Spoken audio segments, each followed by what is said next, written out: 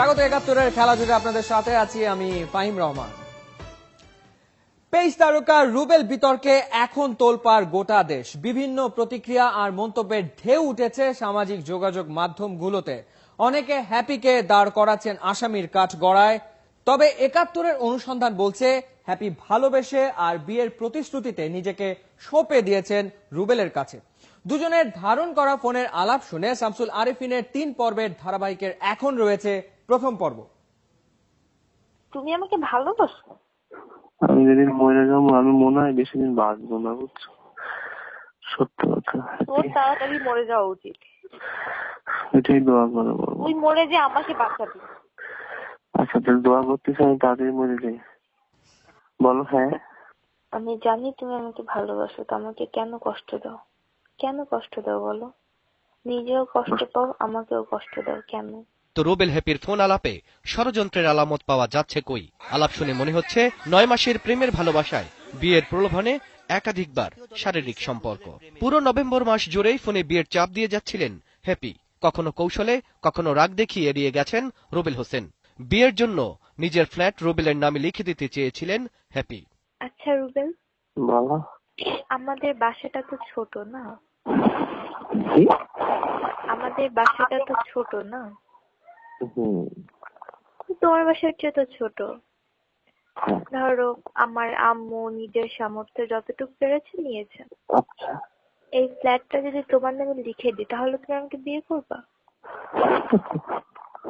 কেন? এমনি। আচ্ছা তোমার কি আগে একবার বিয়ে হয়েছিল নাকি? কি শুনলাম। কি বললা? শুনছি একদম বলছে। আমার একটাই, আমার তো 100টা বিয়ে হয়েছিল, এটা বলে নাই যে বলছে?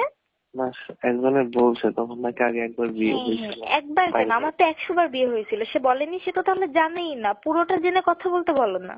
নানা সময় হ্যাপিকে বাসায় ডেকে নিয়েছেন রুবেল হোসেন। জাতীয় দলের অনুশীলন পোশাক পরিয়েও ছবি তুলেছেন হ্যাপির। শামসুল আরেফিন, ৭১। নাজনীন আক্তার হ্যাপি আর জাতীয় দলের পেসার রুবেল হোসেনের যে সম্পর্ক ছিল তা স্পষ্ট দুজনের ফোন আলাপে। মান অভিমান, ভালো লাগা, ভালোবাসা তো বটেই, এমনকি কথা গড়িয়েছিল বিয়ে পর্যন্ত। ফোন আলাপে প্রমাণ মেলে দুজনের ঘনিষ্ঠতার। কথোপকথনের কখনো কখনো আবেগীয় হয়েছেন রুবেল আর হ্যাপি। টেলিভিশনের ভলিউম বাড়িয়ে নিন, কারণ আমরা আপনাদের শোনাবো রুবেল আর হ্যাপির এক্সক্লুসিভ ফোন আলাপ।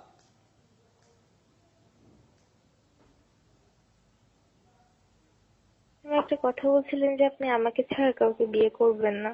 আপনাকে ছাড়া আমি কাউকে বিয়ে করবো না, এটা তো বলি নাই। আপনি এই কথাটাই বলছিলেন।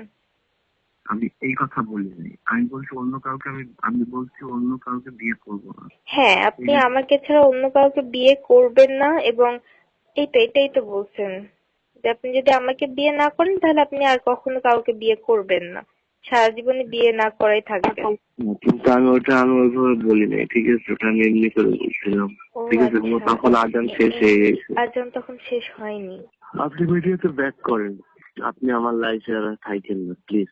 আপনি আমার লাইফে থাকেন না, ঠিক আছে? থাকেন না অন্য জিনিস, আর রাখবো না অন্য জিনিস। এখন আপনার কোনটা? ফার্স্ট অফ অল আপনাকে আমার ফ্যামিলি মানতেছে না, ঠিক আছে? এটা তো আপনি ভালো মতোই জানেন। আর আপনার ফ্যামিলির কথা শুনলে আমার এখানে আর জীবনেও কোনোদিন মানবেন না। আর ফার্স্ট অফ অল তোমার সাথে আমার হচ্ছে না, কোনো কিছুই মিলতেছে না তোমার সাথে, ঠিক আছে? তুমি আমার কোনো সিচুয়েশন কোনো কিছুই বুঝো না, ঠিক আছে? কোনো কিছুই তুমি বুঝো না, ঠিক আছে? আমি খেলে আসার পর তুমি আমার সাথে ঝগড়া শুরু দাও। আপনি খেলে আসার পর সেদিনই মনে হয় আপনার সাথে আমার ঝগড়া হয়েছে। কথা বলবো না প্লিজ, তুমি আমাকে ফোন দিয়ে ডিস্টার্ব করবো না, ঠিক আছে? সেটা হবে না হবে সেটা আমার পার্সোনাল বিষয়, ঠিক আছে? আমি তোমার সাথে আর কথা বলবো না, তুমি আমাকে ফোন দিয়ে কখনো ডিস্টার্ব করবো না, ঠিক আছে? তুমি তোমার মতো থাকো, তুমি তোমার মিডিয়াতে যাও বা না যাও সেটা তোমার পার্সোনাল বিষয়, ঠিক আছে?